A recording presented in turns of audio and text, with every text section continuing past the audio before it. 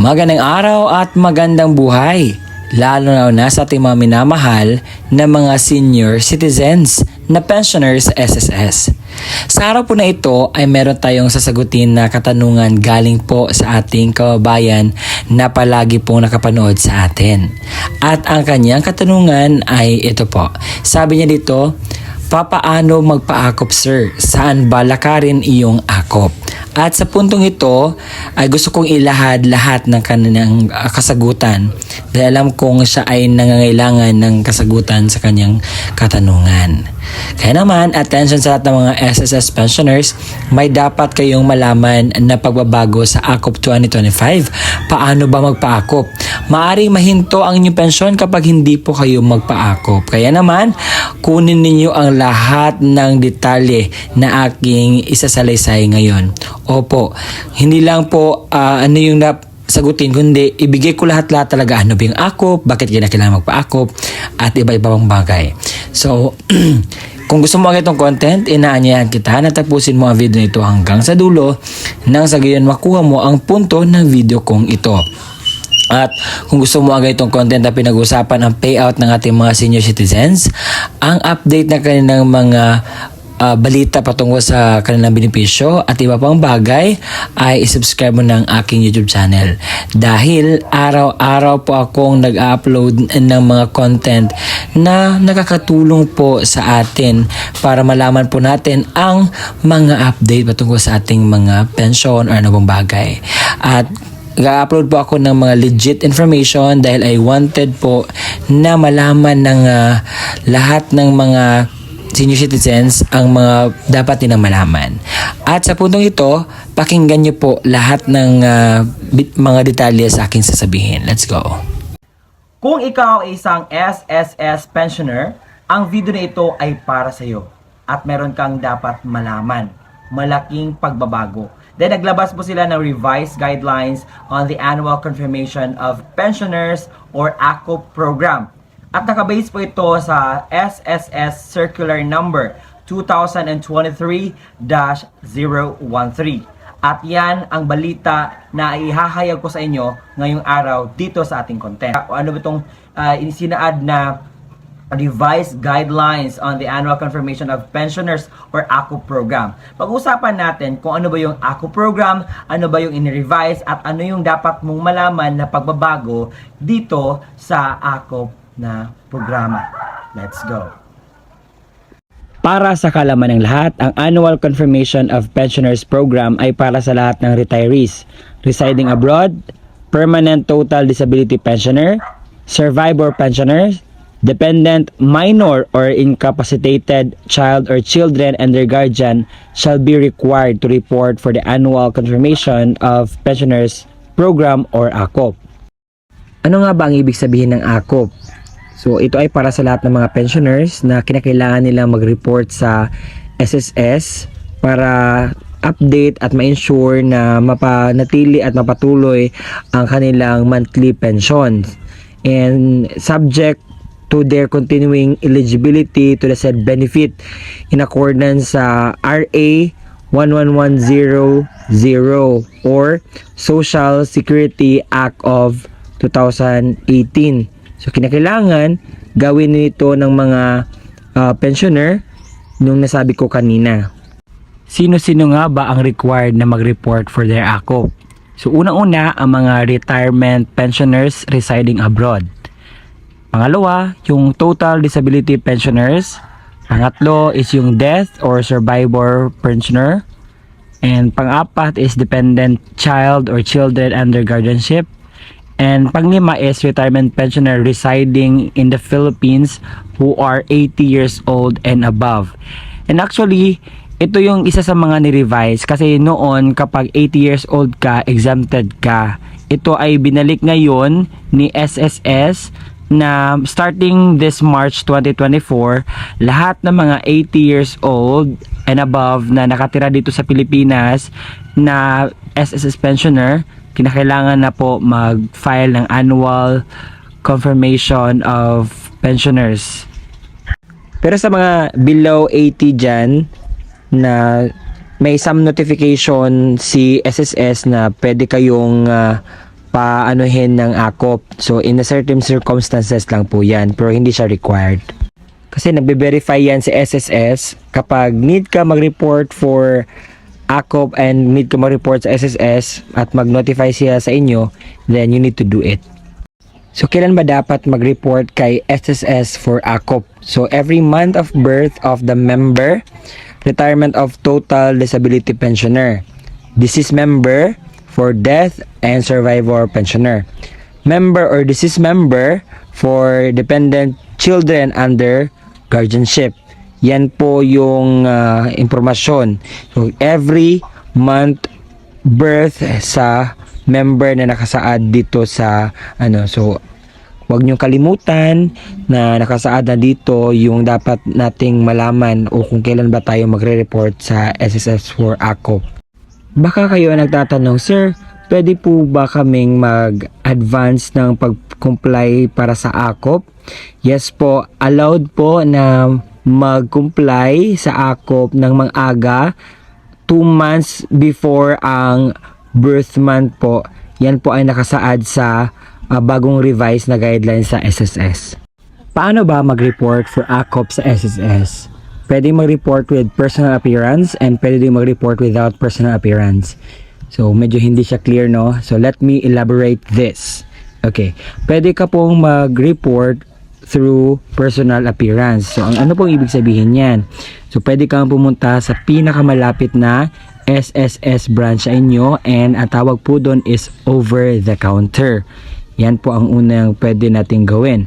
So, kung hindi ka makapagpunta doon sa mismong area ng SSS branch, pwede po tayo mag-video conferencing. But, sa sinabi ng isang personnel ng SSS, meron po silang pilot testing or ibig sabihin hindi pa lahat ng branches ay pwede nito but limited pa po yung mga pwedeng video conferencing kasi naka-pilot testing pa nga. And pwede ding without personal appearance. So ang without personal appearance, so hindi kinakailangan yung presensya mo. So pwedeng mail, kaya may makikita kang mailbox sa sa SSS branch, yan, pwedeng ilagay mo lang doon. And also, pwedeng electronic mail, so kagaya ng email, so Gmail, pwede din yun. Pwede kang mag-send ng concerns or pwede mong isubmit ang report mo for AKOP sa SSS through email. And also, pwede din yung guardian. Example, yung tao mismo ang hindi makapunta sa area kung saan ang SSS branch, pwede namang authorized person as long as that authorized person is you are fully trust with, no? Yan po ang paano ko po mag-report sa AKOP for SSS.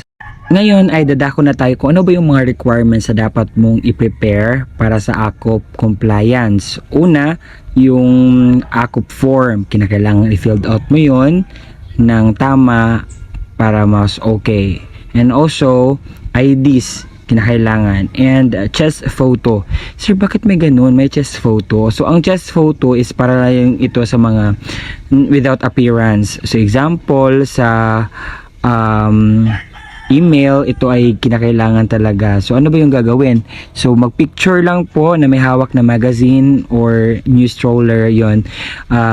Pero kung personal naman pong pupunta doon sa area, di na po kailangan. So, ito ay para lang sa mga without personal appearance or hindi makapunta sa area.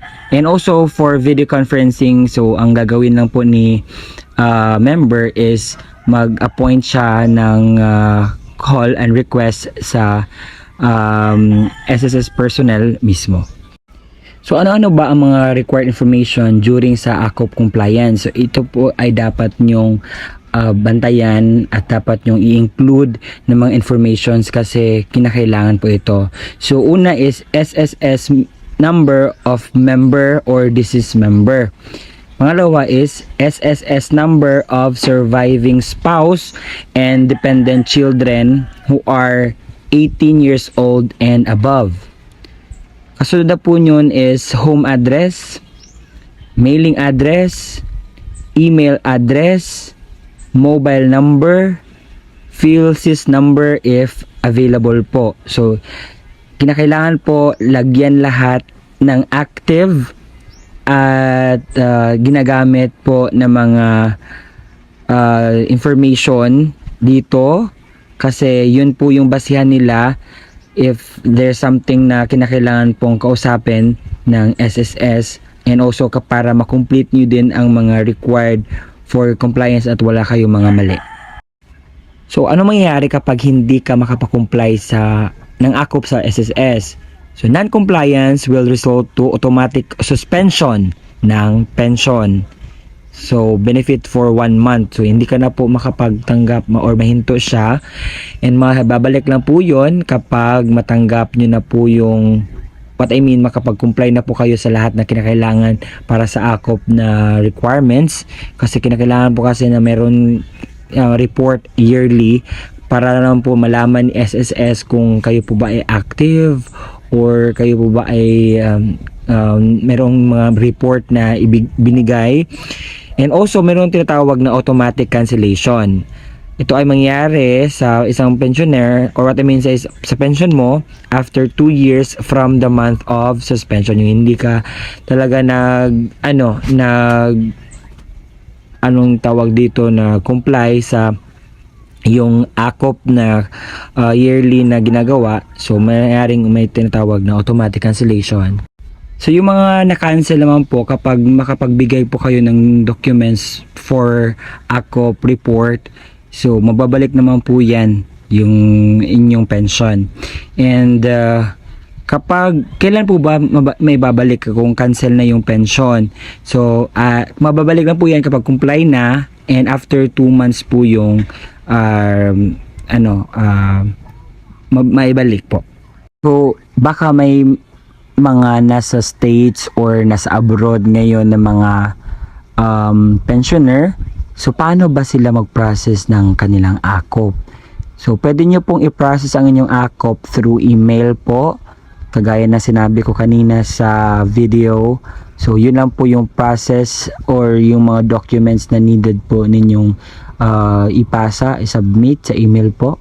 And, yun, pwede po kayo maka-comply ng AKOP through email. At yun po ang mga impormasyon na dapat ninyong malaman sa revised na guidelines for AKOP program na sana ay meron kayo nakuha na dapat ninyong gawin.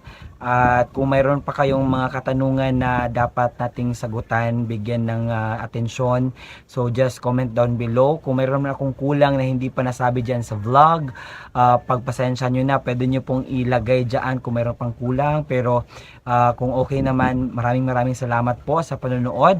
And if you have a lot of things na gustong ipasagot sa akin yang bigyan ng pansin na masagutan ang iyong katanungan sa iyong isipan.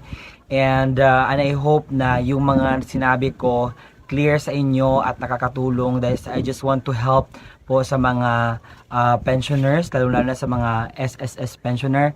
Kasi nung nakagawa ako ng SSS vlog, kasi marami kasi ang nanood and marami kasi ang parang yung mga viewers ko ay they're always watching kung ano yung SSS update. So ito isa sa mga SSS update na kailangan kong ibigay sa inyo na nasanay nakapagbigay ako ng tulong, kasi kapag good news or kinakailangan nating asikasuhin ng mga bagay, I just want to use myself para makapag-send sa inyo ng mga information which is related to that. And salamat sa palagiang pagsuporta at panonood ng aking channel. And it's very hard for me creating the content, no. And actually, I'm not an affiliate of the SSS. Isa lang po talaga ako sa mga nanaliksik sa mga dapat pong impormasyon na mapakinggan ng sambayanan, lalo na sa mga OFW at sa mga pensioners natin dyan. Alam kong they need some information na ganito, and I hope it really helps. So see you again next time sa aking vlog. This is me again, Ruel Misotanyo, and bye bye.